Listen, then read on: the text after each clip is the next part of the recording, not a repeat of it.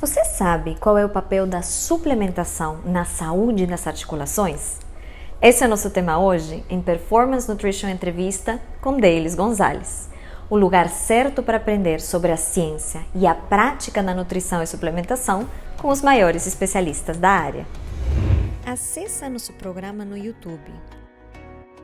Lá tem muito conteúdo para vocês ficarem bem informados. Gostou do programa? Já deixa um like e se inscreve no nosso canal. Não esqueça de ativar o sininho. Escreva aqui nos comentários suas dúvidas de alimentação e suplementação. Sua pergunta pode ser selecionada para um próximo programa. Nossa entrevistada de hoje é Andreia Naves. Ela é educadora física e nutricionista, mentora em nutrição esportiva de excelência, diplomada pelo Instituto de Medicina Funcional, autora de diversos livros em nutrição clínica e esportiva funcional, proprietária da clínica de Nutrex de atendimento em nutrição e sócia proprietária do Muralha CrossFit, sócia diretora das certificações internacionais chanceladas pelo American College of Sports Medicine.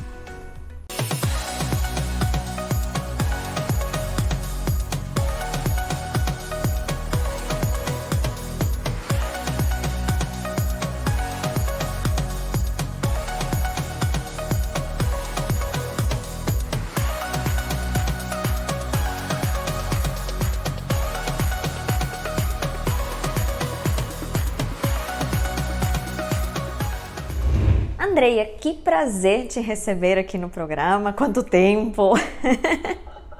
É verdade, Denis. Muito tempo, né?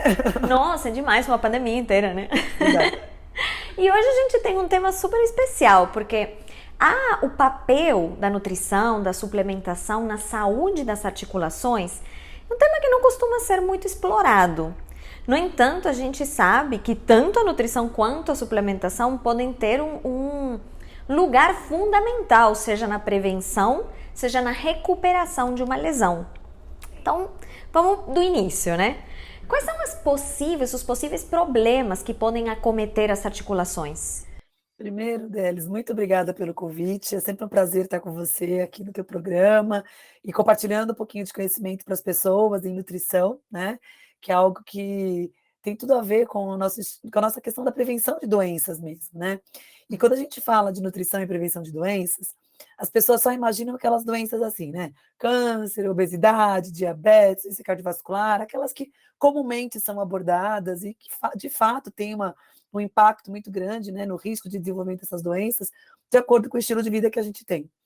E da saúde articular, as pessoas pouco falam, porque na verdade elas nem imaginam que as articulações têm alguma relação, né, com a nutrição, e na verdade quando se começa a falar alguma coisa assim, se pensa geralmente em osso, ou geralmente que cálcio e vitamina D é bom para osso, ou porque a pessoa teve uma lesão e aí de repente entendeu que essa lesão precisa de algum tipo de recuperação, mas comumente as pessoas só buscam ajuda para a saúde articular quando elas já estão lesionadas. Ninguém pensa na prevenção, ninguém pensa que a articulação é uma região que vai sofrendo desgaste conforme a gente vai envelhecendo, como qualquer outro tecido do nosso organismo. Então, o tecido osteoarticular, ele vai sofrendo enfraquecimento e vai se envelhecendo mesmo, né? E vai sofrendo um desgaste, especialmente da cartilagem, que é o nosso processo de envelhecimento. E o que os estudos têm mostrado, deles, é que, assim, mesmo indivíduos que treinam, né? Quando a gente compara com indivíduos que são sedentários, ambos podem apresentar um desgaste muito importante da cartilagem. Por que o que leva ao desgaste da cartilagem da articulação? Que é essa membrana que fica entre os ossos, né? E que permite que a gente tenha essa mobilidade junto com a cartilagem e a produção de líquido sinovial, né? Que é o que dá a lubrificação para essa articulação. O que causa o principal desgaste dessa articulação é o sedentarismo e o processo de envelhecimento. Mas o excesso de atividade física também pode gerar desgaste articular, né? Então, assim, é nem 8 nem 80, nem você ser sedentário e nem você ter um grau de atividade, por exemplo, atletas de alta performance têm uma chance de ter lesões osteoarticulares muito grande pela própria sobrecarga do treinamento. Mas eu sempre digo, Delis, que assim, quando a gente compara indivíduos sedentários e até mesmo com esses atletas que já sofreram lesões osteoarticulares, a probabilidade de sintomas no processo de envelhecimento é muito menor no indivíduo que treina do que aquele que não treina. Então, o exercício físico, claro que moderado, frequente, né, com uma intensidade adequada, com uma carga adequada, ele tem um papel muito importante na prevenção das doenças osteoarticulares, especialmente a osteoartrite, que é uma inflamação da articulação, e tem um papel muito grande de nos ajudar nesse processo de envelhecimento. Por quê? Porque quando a gente faz exercício físico, especialmente exercício resistido, o que vai sustentar as nossas articulações no processo de envelhecimento é a massa muscular. Então, quanto mais massa muscular eu tenho, menos risco, menos chance eu tenho de ter uma lesão osteoarticular. A não ser que eu seja um atleta de alta performance, que eu tenha uma torção, por exemplo, no joelho, ou que eu tenha uma sobrecarga de um peso na coluna, né? O que não é a maior parte da população, né? A maior parte da população, a gente está falando aqui de pessoas, né, que muitas vezes não conseguem nem se engajar no mínimo de atividade física. Então, o que a gente defende é que as pessoas estejam, sim, se movimentando, que elas façam, no mínimo, de 3 a 4 vezes por semana atividade física, e dentro desse contexto de atividade física, que a gente tenha exercícios que buscam o ganho de massa muscular. Porque o que vai ajudar a gente na prevenção das inflamações osteoarticulares e que vai desacelerar o processo de envelhecimento da cartilagem, né, que vai fazer com que a nossa cartilagem se desgaste mais devagar, porque o desgaste vai acontecer de qualquer maneira, mas que se desgaste mais devagar, é a quantidade de massa muscular que eu tenho. Então, mesmo os indivíduos atletas, quando comparados com sedentários, têm menos sintomas do que os sedentários. Então, você imagina se eu coloco uma pessoa para fazer atividade física que não é atleta, mas que tem uma adequação da prática de atividade física, ela vai ter muito mais chance de ter menos lesões osteoarticulares com o processo de envelhecimento. Então, a saúde articular tem uma coisa que a gente pode prevenir e muito. E a primeira questão dela é ter uma boa massa muscular. Perfeito, fantástico, fantástico. E aí a gente já falou em vários componentes que são importantes, né? Várias coisas que podem acontecer, desde este desgaste natural que vem com a idade, até lesões a mais que podem acontecer ao longo do processo, por vários motivos que você já mencionou, mas eu queria então só reforçar.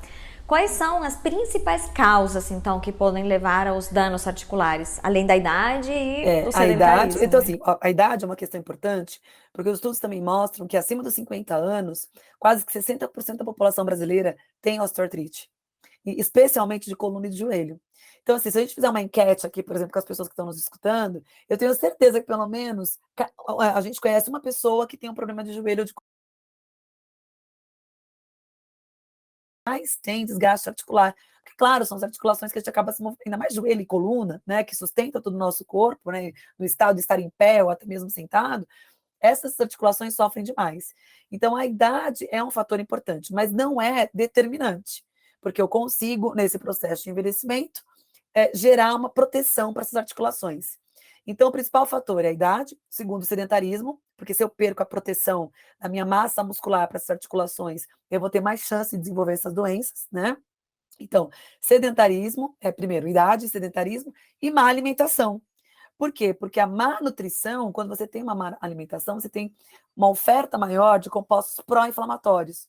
E esses compostos pró-inflamatórios, como açúcar, a gordura saturada, o excesso de corantes aditivos alimentares, o excesso de adoçantes, enfim, todas as substâncias químicas com as quais a gente tem exposição diária, isso faz com que a gente desenvolva uma inflamação crônica subclínica, que é uma ativação do sistema imunológico que faz a gente ficar no estado pró-inflamatório constante. E aí, essa inflamação constante, claro, vai ter impacto em vários tecidos, como no pâncreas, desenvolvendo diabetes, nas nossas artérias, desenvolvendo doença cardiovascular e hipercolesterolemia, no fígado, desenvolvendo algum tipo de doença hepática, na obesidade, mas também na saúde óssea, na saúde osteoarticular, gerando inflamação nas articulações, que junto com o sedentarismo e a idade, bum, vai ter uma osteoartrite. É a bomba. Excelente. Inclusive, eu quero aproveitar até para deixar o convite para o pessoal voltar e assistir episódios anteriores, em que a gente tem um programa específico sobre inflamação. Essa inflamação subclínica com o Pedro Bastos. Um programa que muito ótimo, legal. O cara que mais entende inflamação. Exatamente.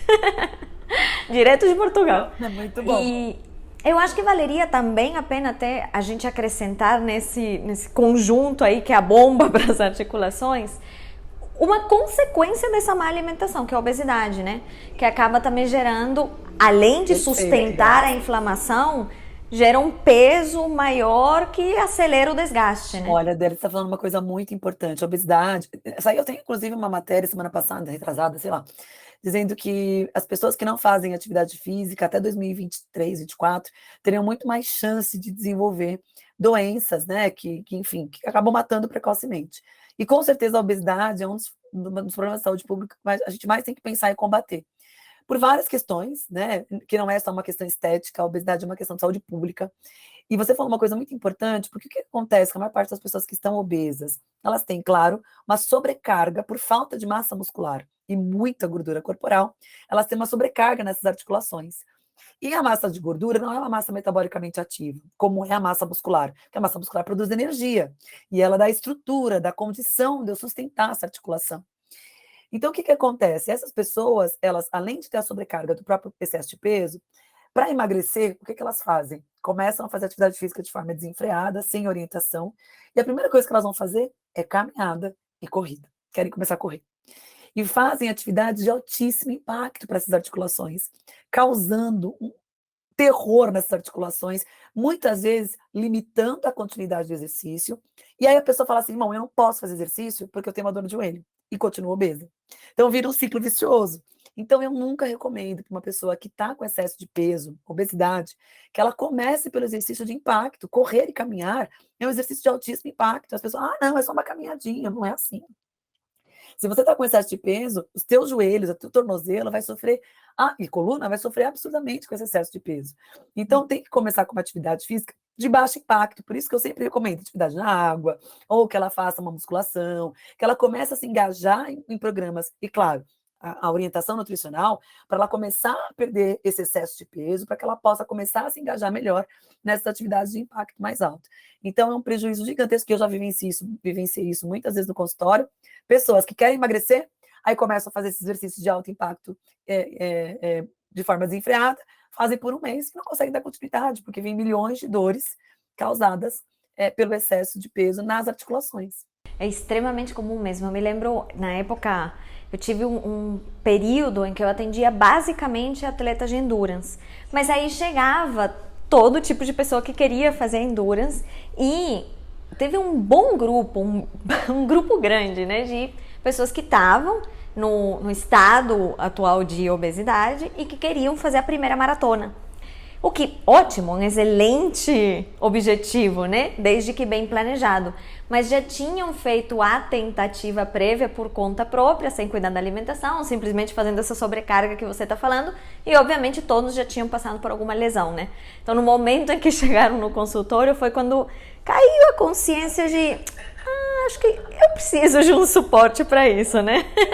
Então fica a dica, gente. E aí o que a gente quer, né, Délis, é prevenir, por exemplo, uma prótese, né, depois de velho, depois de mais velho, na verdade, né?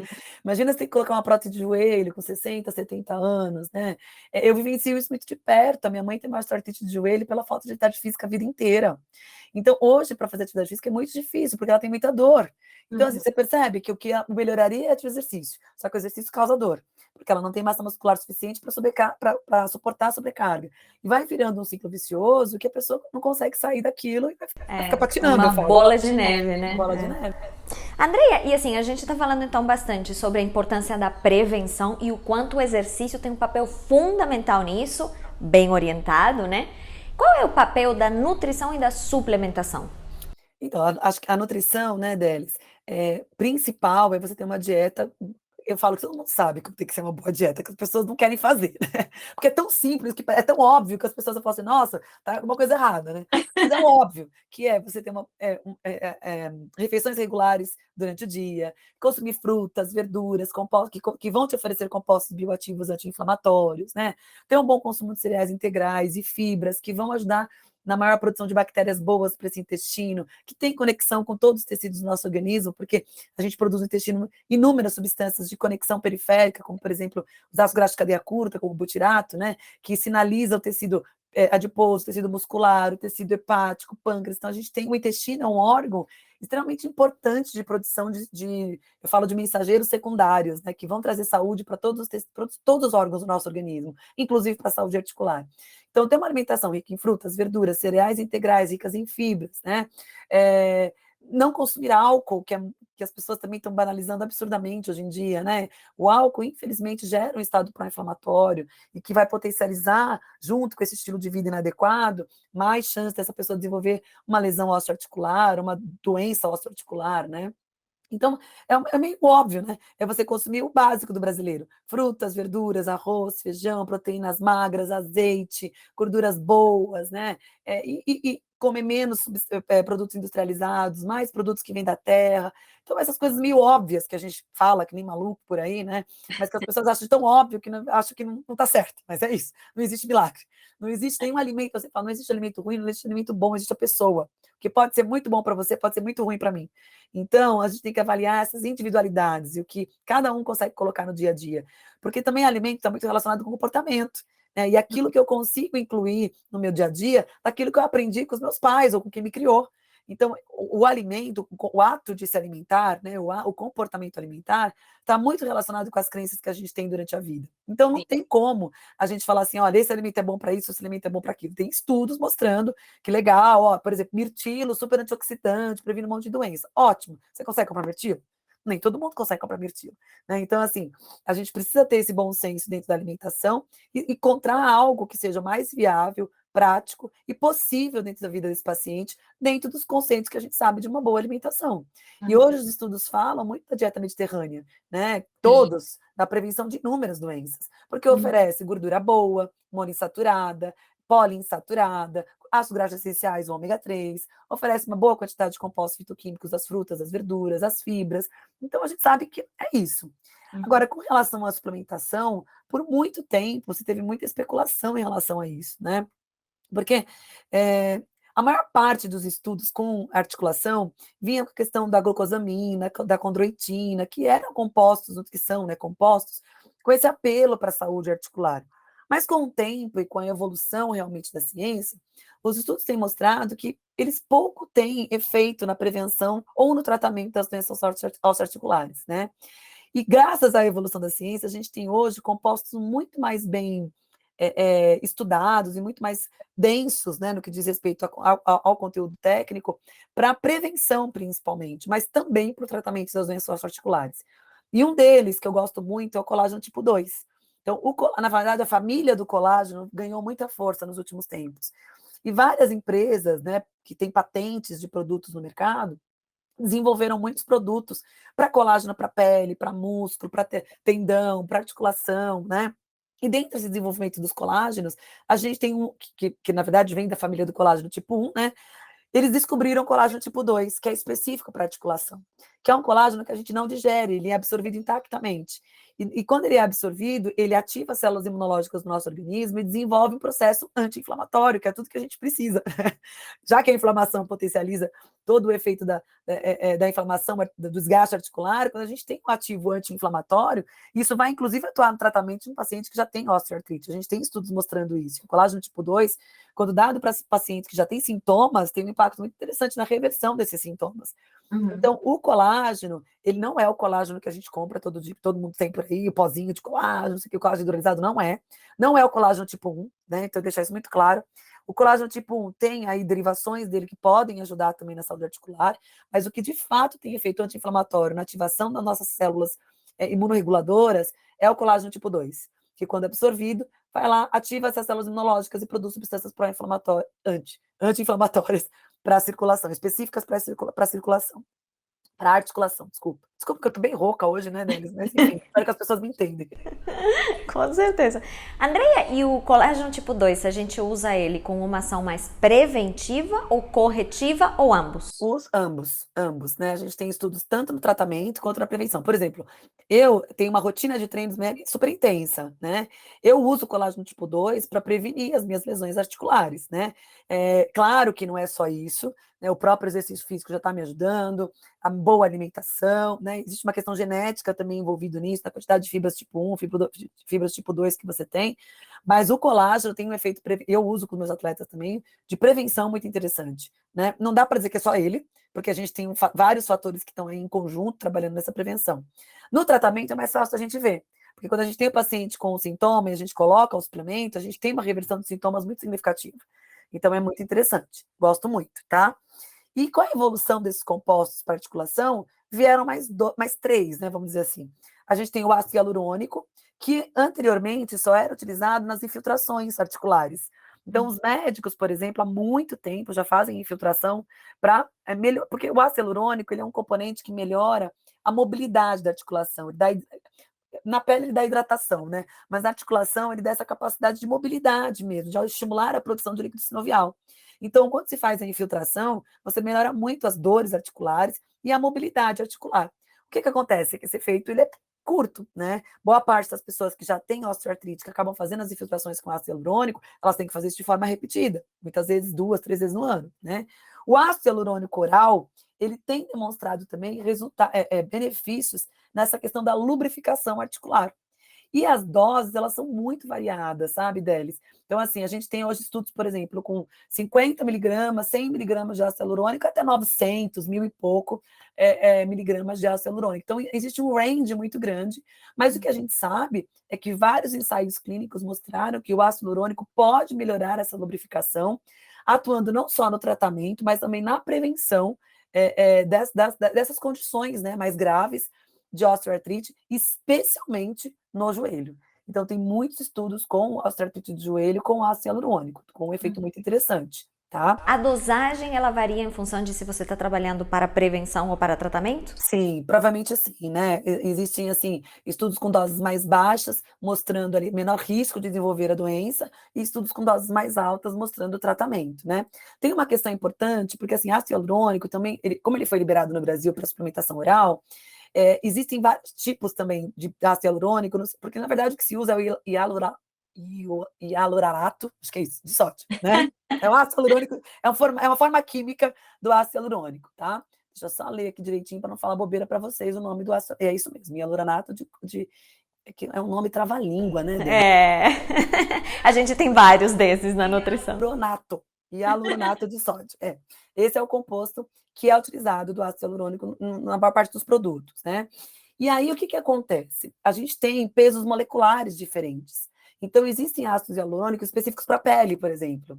Então, a gente tem vários produtos no mercado que tem ácido hialurônico para a pele. E tem ácidos hialurônicos específicos para articulação. E a gente vai saber disso quando eles estão combinados. Então, por exemplo, se eu tiver um ácido hialurônico combinado com verisol, provavelmente é para a saúde da pele. Se eu tenho ácido hialurônico combinado com colágeno tipo 2, provavelmente é para a saúde articular. Então, o tipo de ácido hialurônico que está sendo utilizado ali é para a saúde articular, tá? E o efeito dele, então, o colágeno tipo 2 é para anti-inflamatório, e o ácido hialurônico, ele tem um efeito de lubrificação, de melhorar essa produção de líquido sinovial da articulação. Junto com ele, a gente tem o metilsulfano-metano, né? O metilsulfano-metano, ele é um enxofre natural, tá? Ele está presente especialmente nos vegetais folhosos escuros, né? Então, na couve, no brócolis, a gente também tem no ovo, no espinafre, né? Então, ele é o nosso enxofre natural, que a gente fala. E tem vários estudos mostrando que ele tem um efeito na produção de uma substância chamada de glicosaminoglicanas, que também atuam na lubrificação dessas articulações. Além disso, o metilsulfano-metano, ele tem um impacto importante de ser um cofator nutricional para a produção de enzimas antioxidantes.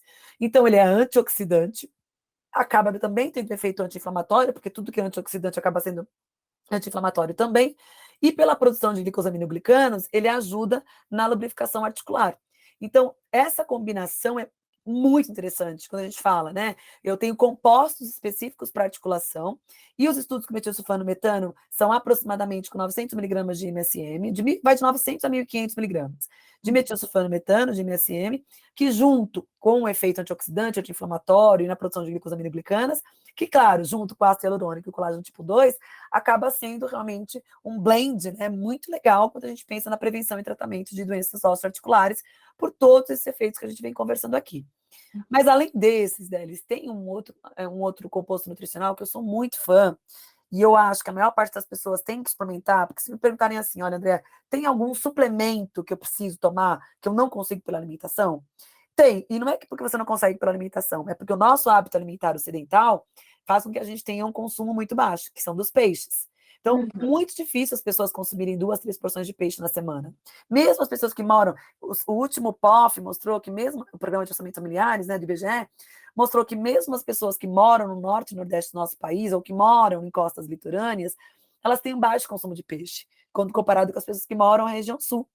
Então, e os peixes oferecem para a nossa alimentação um composto altamente anti-inflamatório, que é o ômega 3, o ácido graxo ômega 3. E o ômega 3 a gente só consegue pelo consumo de peixe ou de linhaça. Mesmo assim, a linhaça é num outro tipo de ômega 3, que é o ácido alfa-linolênico, que não é o mais potente anti-inflamatório que tem no peixe, que é o EPA e o DHA. E olha lá que tem no peixe, né? Porque a gente teve quais são esses peixes que a gente tem aqui. Ainda depende do peixe que a gente vai comer. Além de não conseguir colocar na alimentação, a qualidade dos nossos peixes é muito ruim, porque são os peixes de cativeiro, né? Então, assim, se tem um suplemento que eu tenho que experimentar, porque eu não consigo de verdade pela alimentação, é o ômega 3. Além da gente não estocar, a gente não estoca ômega 3, a gente só estoca ômega 6 e a gente come pouco, então, ou quase não come. Então, eu preciso ter uma boa suplementação de ômega 3. Por quê? Porque ele é muito anti-inflamatório. Então, é um dos compostos nutricionais mais anti-inflamatórios que a gente tem. E quando a gente pensa numa saúde articular, eu estou pensando, inclusive, nesse processo, né, de reduzir a inflamação que gera o desgaste articular. Então, eu preciso trabalhar, lá no começo eu falei, né, com os compostos anti-inflamatórios. E dentre esses, com certeza, o ômega 3 são os mais importantes. Então, se eu consigo colocar colágeno tipo 2, que é anti-inflamatório, ômega 3, que é anti-inflamatório, coloco metilsulfano, que é anti-inflamatório e antioxidante, né? E coloco o ácido hialurônico, que tem esse efeito na lubrificação junto com o metilsulfano e metano, eu tenho ali uma combinação de substâncias muito interessantes para o tratamento das doenças osteoarticulares, especialmente osteoartrite do joelho e coluna, tá? Na prevenção, vai atuar de forma brilhante também. Mas a prevenção, o que de fato vai fazer você não desenvolver doença osteoarticular, é o exercício físico. E claro, uma boa alimentação, né? E quando a gente pensa na prevenção, a gente está falando, por exemplo, dessa suplementação em uso contínuo? Sim, sim. Porque no tratamento pode ser até Mas se a gente pensa que a pessoa precisa de um tratamento, já teve uma lesão, a chance de depois ter que fazer um uso contínuo para prevenir uma próxima lesão. Isso aí, você tem que avaliar a suscetibilidade do paciente. Então, se é um paciente que já tem, por exemplo, está engajado em programa de atividade física constante, né? Ou é um paciente que está obeso e vai começar a fazer exercício, né? É um paciente que já tem uma genética envolvida com as doenças osteoarticulares. O uso tem que ser contínuo, né? Para que a gente consiga ter ali realmente o fator preventivo dessas doenças, né? Articulares. Então, assim, eu penso, especialmente nesse paciente que está em tratamento, ele vai acabar tendo que fazer de uso contínuo, porque ele já tem uma suscetibilidade para desenvolver a doença, né? Na verdade, eu acho que o que a gente vai brincar mais é com a dosagem mesmo, em função do momento do paciente, né? Se está precisando fazer algo um pouquinho mais agressivo ou só uma prevenção. Tudo depende do contexto da saúde, da vida do paciente, do estilo de vida que ele tem, né? Então, por exemplo, como eu te falei, eu não tenho nenhuma suscetibilidade, eu não tenho nenhuma questão genética para desenvolver doença osteoarticular. Eu não sou obesa, eu tenho uma excelente alimentação. Só que eu sou engajada em programas de atividade física intensa, né? Eu faço treino de exercício intenso, eu faço parte de competições, então a chance de ter uma lesão osteoarticular é muito grande pela sobrecarga de exercício. Ao mesmo tempo que esse exercício está me protegendo para a velhice. Então, nesse caso, usar um suplemento de prevenção é fundamental. Claro. Eu gosto muito de pensar, sempre com todos os pacientes e com a gente também, né? Nessa avaliação de um pêndulo. Eu penso muito em pêndulo de saúde, assim. O que a gente tem de fator de risco, o que a gente tem de fator protetivo, né? Que vai empurrar esse pêndulo para um lado ou para outro, pensando na saúde e na doença. Perfeito. Ai, adorei isso, hein? Vou parafrasear. Tem um artigo, eu vou te passar. Tem um pêndulo, eu lembro que eu construí até ele para uma aula, assim, o slide. Eu te passo também, é bem legal. Porque aí entram também os polimorfismos. Olha, Andreia, super obrigada. Você sempre dá uma mega aula. E fiquem com a gente, porque a gente ainda volta com algumas respostas da Nutri.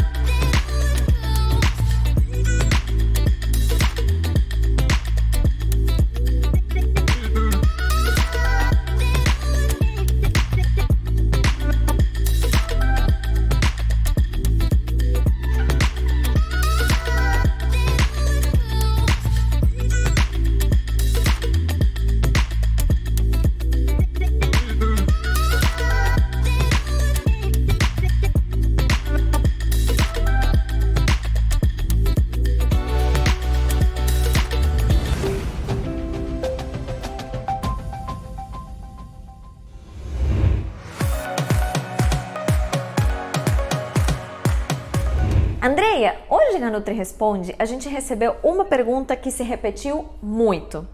Inclusive, no bloco anterior a gente já falou bastante sobre, né, que é esse impacto da idade na saúde das articulações. Mas aí as pessoas perguntaram bastante, então, nesse contexto de envelhecimento, o que seria interessante de suplementação para poder prevenir qualquer lesão e a partir de que idade, por exemplo, você já começa a trabalhar com uma suplementação para as articulações? Olha, Delis, claro que depende muito do estilo de vida dessa pessoa, tá? Mas se a gente pensar friamente na questão fisiológica desse paciente, que a partir dos 40 anos a gente vai ter uma queda de hormônios muito importantes também, que tem um impacto na nossa saúde osteoarticular, porque, por exemplo, na mulher a gente começa a ter uma queda de estrogênio, e no homem uma queda de testosterona. E esses hormônios têm inúmeras funções no nosso organismo, inclusive em manter a saúde osteoarticular. Então, eu indico, especialmente a partir dos 40 anos, a suplementação, especialmente de ômega 3, né? Que eu já falei o quanto eu sou fã e que acho que sim, a gente tem que suplementar a vida inteira, mas especialmente a partir dos 40 anos. E a partir dos 40 anos, dependendo do estilo de vida desse paciente, eu já entro com esses compostos que a gente conversou, que seria o colágeno tipo 2, o metilsulfanometano e o ácido hialurônico, como uma forma de prevenção dessa doença depois, a partir dos 50 anos. Mas uma coisa importante, Delis, não adianta nada essa pessoa sair suplementando feito louca se ela não faz o básico, que é uma boa alimentação e fazer atividade física de forma consistente e contínua, né? Ah, fantástico. Música para os meus ouvidos, assino embaixo, como toda vez que você fala, porque, aliás, gente, voltem que a gente tem outros 2 programas com a Andreia e os 2 são sensacionais. Andreia, mais uma vez, muito obrigada por compartilhar seu conhecimento, sua experiência. É um verdadeiro prazer conversar com você. Obrigada, Adele. Sucesso. Muito obrigada. E a gente se encontra por aí, viu? Com certeza. E para vocês que nos assistem, curtam, compartilhem. Com muito carinho da Nutri, a gente se vê.